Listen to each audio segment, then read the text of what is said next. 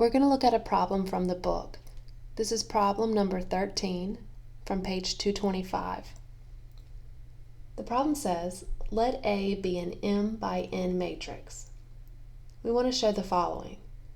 The first thing is, if X is a vector in the null space of A transpose A, then we can multiply that vector by A and have a vector in the range of A. And we can also take the vector X and multiply it by A and be inside the null space of A transpose. So to start off, let's write the definitions of these three spaces.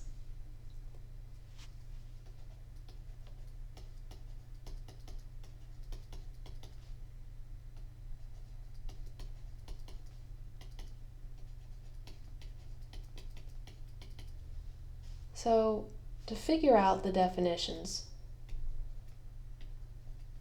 we need to talk about the size of these matrices here, and this one too. So we're told that A is an M by N matrix. So if that's true, then A transpose is N by M. And if we want to take a vector X and multiply it with A transpose, then in order for the multiplication to work, and we want it to be a column vector, the number that goes here is the same as this number here, which is M. And what we're going to be left with is a column vector that's N by 1. So the null space of A transpose is the set of vectors X that we're multiplying by A transpose, and these vectors X belong to Rm because they're column matrices in Rm, such that A transpose times X is equal to the zero matrix, and that zero matrix is actually inside Rn, because you see it's going to be an N by 1 matrix in order for this multiplication to work. Now how about the null space of A transpose A? Well, A transpose is N by M, and if I take A transpose and multiply it by A, which is M by N, I'm going to get an N by N matrix. And if I take A transpose A and multiply it by a column vector, this has to be N by 1, and I'm going to get something, let's call it Y, that's also N by 1. So the null space of A transpose A is all vectors X that are in Rn, such that A transpose A times X is the zero vector, and this zero vector is in Rn.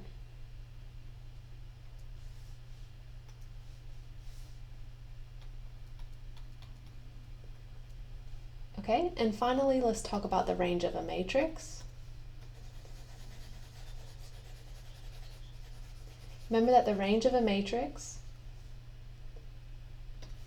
is the set of all vectors A times X, such that X belongs to R, and in this case is Rn, because we're just taking A, which is M by N, multiplying it by a matrix X that happens to be a column matrix. In order for it to work, it has to be inside Rn, and we're just seeing what we get out. We get the zero vector, and we can get a lot more stuff, and this vector is going to be M by 1.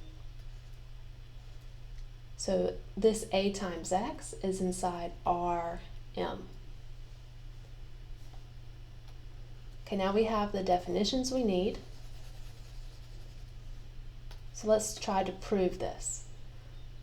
So we're going to let X belong to the null space of A transpose A. So X is some vector in this null space. We want to show that these two things are true. Well, since X is in the null space of A transpose A, it is a vector in Rn, some vector, could be the zero vector, could be something else, that satisfies this property. But it is a vector in Rn. And since it's a vector in Rn, we can multiply it by the matrix A, because that's the definition of the range. The range is all vectors in Rn, including things that are in this null space, because they're in Rn. So X belongs to the range of A, because we can multiply like this. We can take A and multiply it by X. So because A times X exists, then X belongs to the range. So that one was easy. Now let's prove the other one. So if we have X in the null space of A transpose A, we want to show that A times X is in the null space of A transpose. Well, since X belongs to the null space, then we have this. A transpose times A times X is equal to 0. That's the definition of what it means to be inside the null space. Okay? But remember, matrices are associative. So it doesn't matter what order, it doesn't matter what order that you multiply the matrices, as long as you follow the way they're written. So like you can multiply these two together first, or you could multiply these two together first, but you can't switch the matrices. And that's because matrices are associative. Well, what I'm going to do is I'm going to put parentheses here. So this is saying that when I take A transpose and multiply it with A times X, I get 0. And this vector, A times X, we know A times X belongs to Rm. And we're taking a vector that's in Rm, a specific vector, and we're multiplying it with A transpose, and we're getting 0. So this vector belongs to the null space of A transpose. So this implies A times X belongs to the null space of A transpose, and we proved this one. Okay, let's look at the second part of this problem. We want to show that the null space of A transpose A is actually equal to the null space of A itself. How are we going to do that? Okay, again, let's copy this definition. We said that the null space of A transpose A is the set of vectors X in Rn, such that A transpose A times X is 0, and the null space of A is the set of vectors X in Rn, such that A times X is 0. And we want to show that these spaces are actually equal. So how I'm going to do that is I'm going to first show that the null space of A is contained inside the null space of A transpose A. So that's one step. But then you want to show, after that the null space of A transpose A is contained in the null space of A. And if you show both of these things, then you can see that together the null space of A is inside the null space of A transpose A, but that's inside the null space of A, so then they're equal.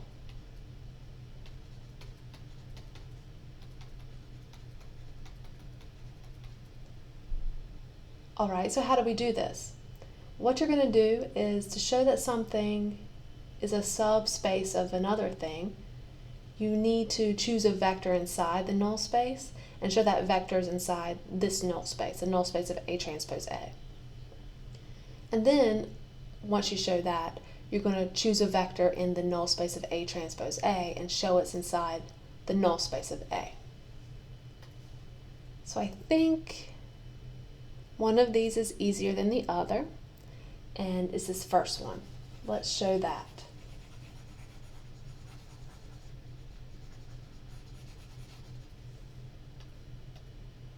Okay, we want to show that the null space of A is inside this null space, so we're going to let X be a vector in the null space of A. Well, what does that mean? Then if we take X and multiply it with A, we get 0. By definition of the null space, this one right here. Then if we consider A transpose times A times X, what do we get? Well, this is equal to A transpose times A times X, but we know A times X is equal to 0, so then this is A transpose times 0, and A transpose, this matrix, times the 0 vector is going to be the 0 vector. So then we have that A transpose AX is equal to 0, which tells me that X is inside this null space. Because you can think of it like this, or actually that's fine. This is a matrix, and we're multiplying it by X, and we're getting 0, so we're in the null space. So this piece is done. Now let's show it the other way. This is much more complicated, and it's actually kind of tricky.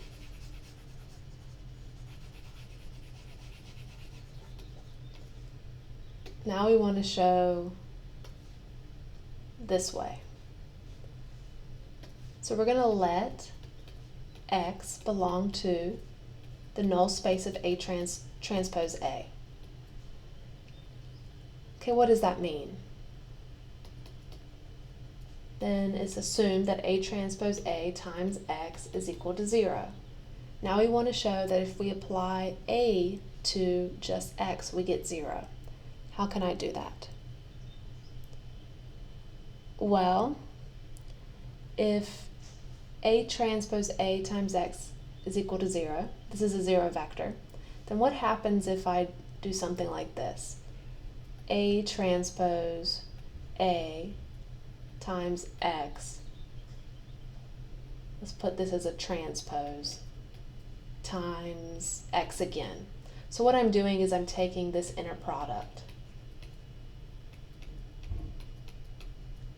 trying to figure out what that is equal to. Well, if this is A transpose A times X, and this is 0, this is just the 0 matrix, taking the transpose of this. Also, we need to make sure first off that we can actually multiply these matrices. Now, A transpose A, X belongs to the null space, which means X is in Rn. And this vector, this 0 vector here, A transpose A times X, is this also in Rn? It is, remember, because A transpose A, this is an n by n matrix, and when we multiply it by X, which is n by 1, we get something that is n by 1.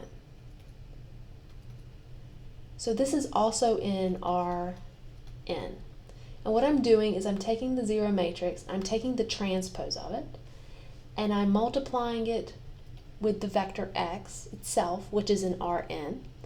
So we can take the dot product as long as these matrices have the same size.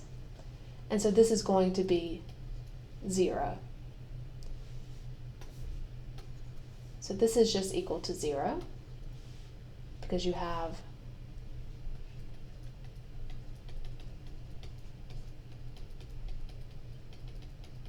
and 0 times x1 plus 0 times x2 and so on. That has to be 0. Okay? So what does that do for me? Why did I do that? Well, we have this property which is interesting. If you remember, a while back, I said that if we have a matrix here, let's call it B, then we can move it to the Y by taking the transpose. And similarly, if the transpose was here, we could move it by taking the transpose like this. And we can prove that from here if you've forgotten this. Because if you look at this, this is equal to, well, you can think of this as one matrix here being multiplied by another matrix. So this is like, remember if you had C times D and you take the transpose, you get D transpose times C transpose? Well, that's what we're doing. This is going to be equal to A times X transpose times A times X, which again, this is equal to 0 because this is the 0 matrix right here. This is 0. And then we have, if you look at this, this is precisely AX, the inner product of AX with AX is equal to 0. What I've done using these formulas, another way to write this, is we've taken this AT off and moved it over here by taking the transpose. Okay, so why did I do that? Because now I can look at this as the norm or the length of a vector. Remember that the length of a vector is equal to the square root of the inner product of the vector with itself. So this is telling me that the square root, you could square both sides, by the way, and you could get this is equal to AX. So the length of this is equal to 0.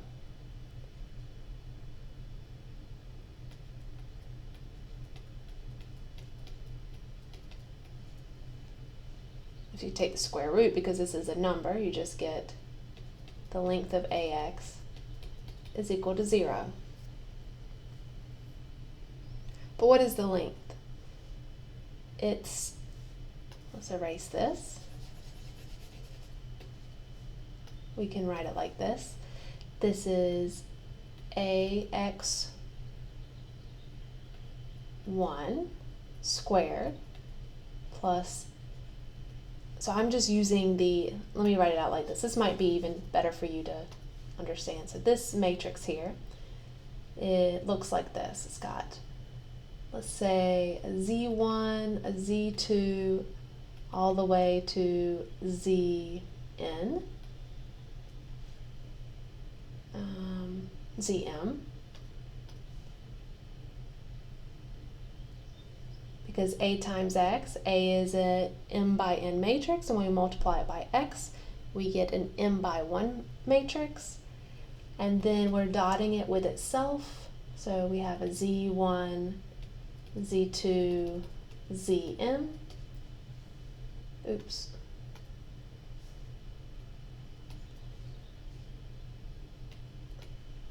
where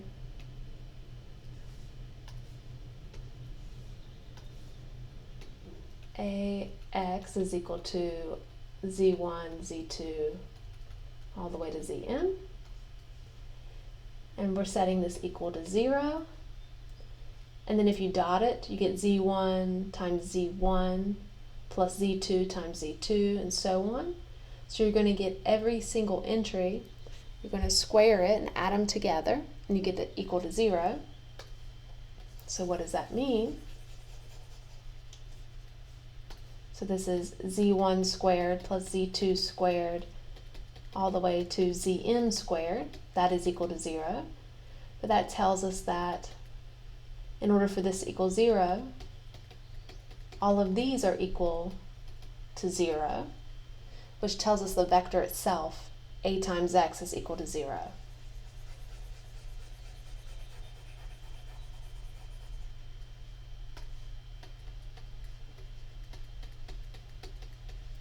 And if a times x is equal to 0, that tells us that x belongs to the null space of A, which is what we wanted to show. We wanted to let x belong to the null space of A transpose A, and we wanted to show that we belong inside the null space of A.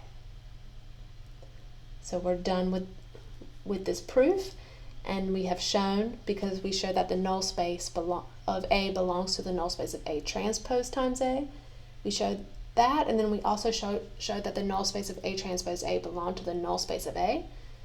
So now we see that the null space of A is actually equal to the null space of A transpose A.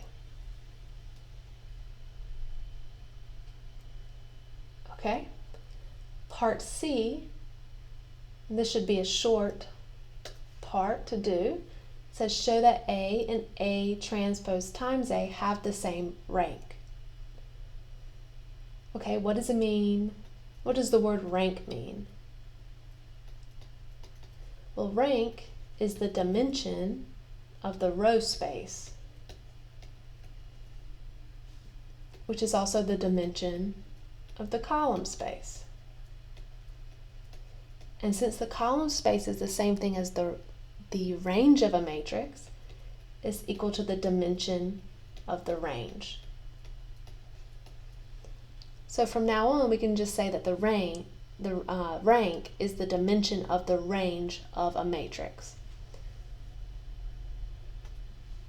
Okay?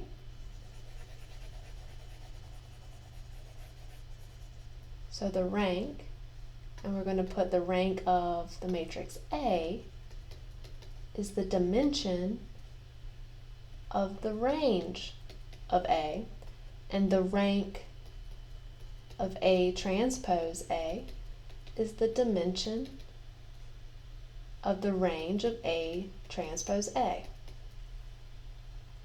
We know that A is m by n, and A transpose A is n by n,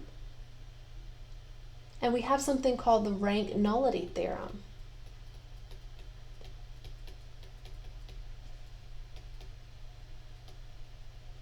Which said that if we have a matrix, let's call it C, that is, I'm going to just give you, because I don't want to mix it up with this one, let's say C is an R by S matrix, then S is equal to the rank of C plus the nullity of C, where the nullity of C is the dimension of the null space. So let's write that. The nullity of a matrix, let's say A, is equal to the dimension of the null space of A.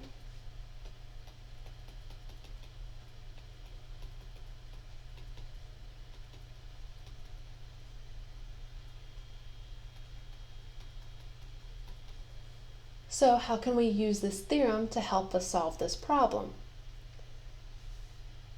Well,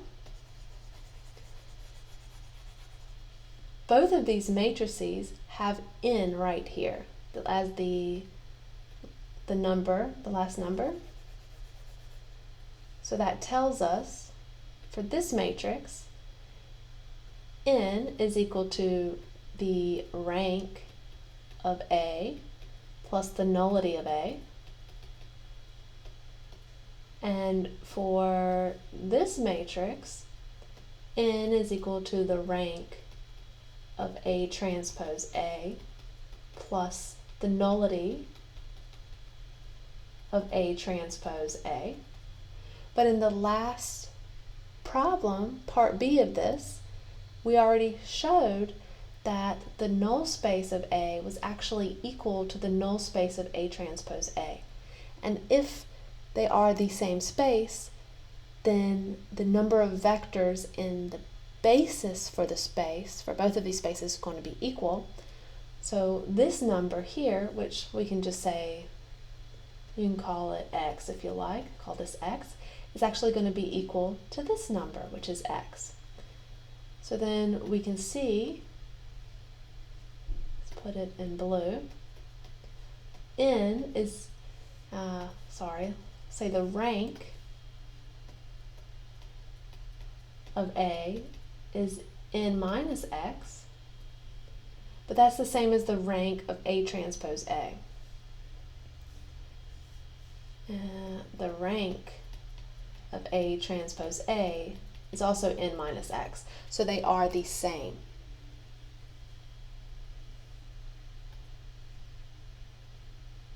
Okay, and I think we have one more part of this problem to do.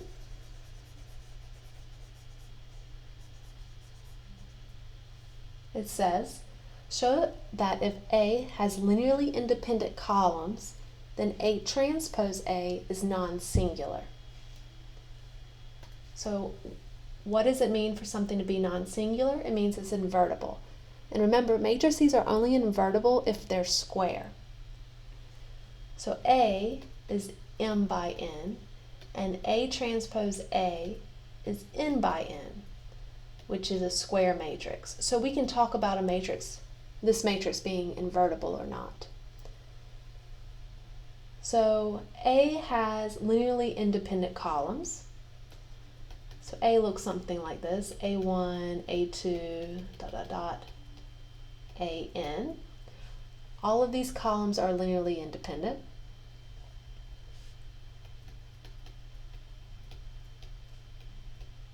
So they're linearly independent.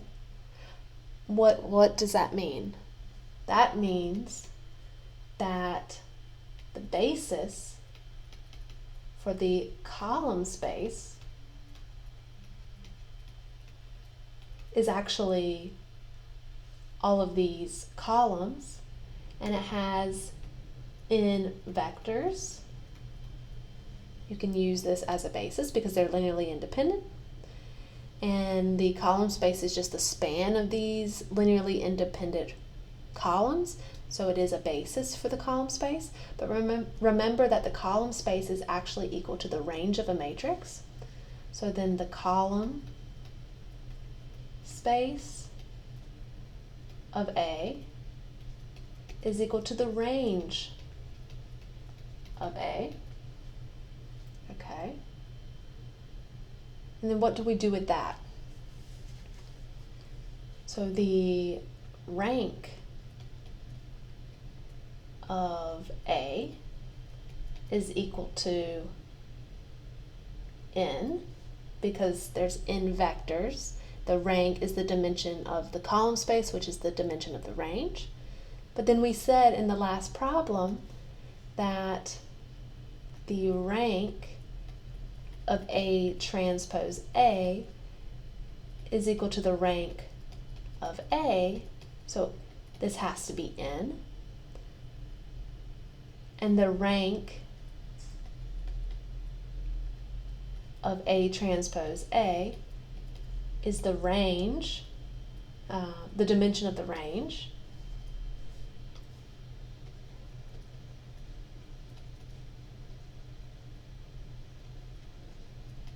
Of A transpose A. And A transpose A is an n by n matrix. It has n columns,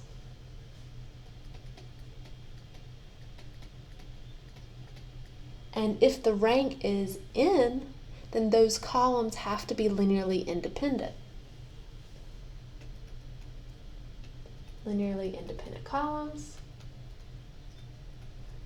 And what does that mean? Well, if it has linearly independent columns, n of them, then the matrix ATA is row equivalent to the identity matrix, because you're going to have to, when you put this matrix into reduced row echelon form, you're going to get n pivots. And if you have n pivots, that means that you are row equivalent to the identity matrix, which means you're invertible.